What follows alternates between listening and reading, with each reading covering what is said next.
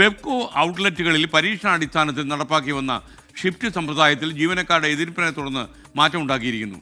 നിലവിൽ നടപ്പാക്കി വന്ന 4 ഷിഫ്റ്റുകൾ 2 ആയി കുറയ്ക്കും.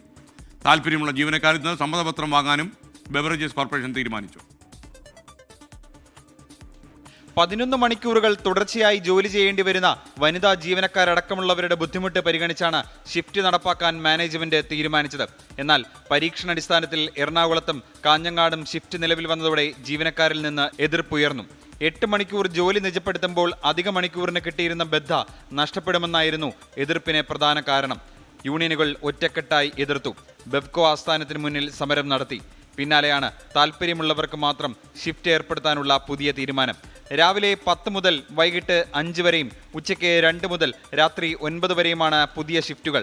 3 വർഷമാണ് സമ്മതപത്രത്തിന്റെ കാലാവധി. തിരഞ്ഞെടുക്കുന്ന ഷോപ്പുകളിലാണ് പുതിയ രീതി നടപ്പാക്കുന്നത്.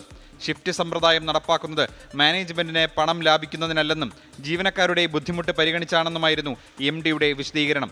ഷിഫ്റ്റ് നടപ്പിലാക്കുന്നത് വഴി നഷ്ടമാകുന്ന ഓവർ ടൈം ബദ്ധയ്ക്ക് പകരമായി മറ്റ് അലവൻസുകൾ വർദ്ധിപ്പിക്കുന്നതിനെക്കുറിച്ച് സർക്കാരിന് കത്തെഴുതുമെന്നും MD അറിയിച്ചിട്ടുണ്ട്. അജീഷ് ജയകുമാർ, 24, തിരുവനന്തപുരം.